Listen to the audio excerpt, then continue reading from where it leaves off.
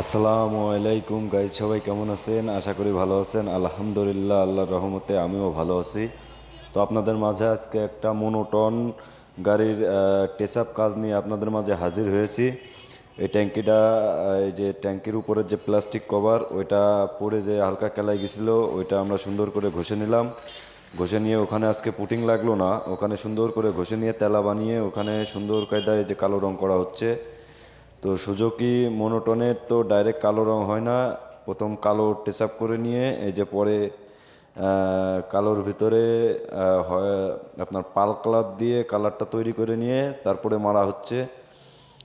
তো আপনারা কে কোথা থেকে ভিডিওটা দেখছেন অবশ্যই কমেন্টে জানাবেন। আর টাচ আপ কাজটা কেমন হয়েছে আপনারা কমেন্টে জানাবেন।